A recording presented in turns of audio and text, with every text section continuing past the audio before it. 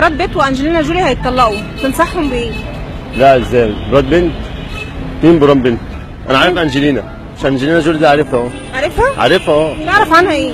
انا اسمع ان ابوها يعني كان كان اكبر صاحب مصنع جيلي، فيعني هو اتسمى المنتج اللي هو الجيلي ده على اسمه، يعني انجلينا جيلي، فهو اتسمى على اسمه، فده اللي انا اعرفه عنه يعني. لا حول ولا قوة إلا بالله، والله ما أعرف غير منك دلوقتي يا أبو حميد. دول حبوا بعض 10 سنين واتجوزوا سنتين، ولما اتجوزوا هيطلقوا. طب فيها ايه؟ احنا عندنا هنا الشاب بيفضل خاطب 16 سنة وبيتجوز شهر وبيطلق. علي النعمة انت بتتكلم صح طبعا.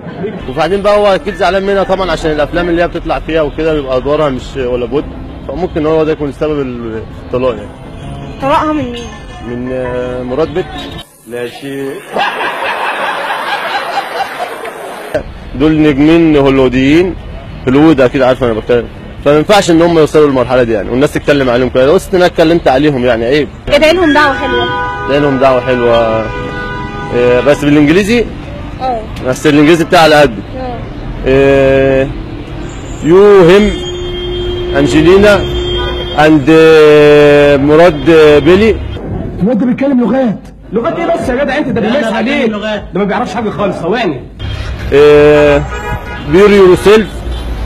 في الكلام هينزل طبعا الترجمه بتاعتي على بير يور سيلف اند هاو ماتش. لا هاو ماتش دي حاجه، معلش ثانيه واحده. بير يور سيلف بس، عشان انا الصراحه ده اخر الانجليزي بتاع سنه تعليم مجاني، معلش. روح يا شيخ وتعالى بسرعه.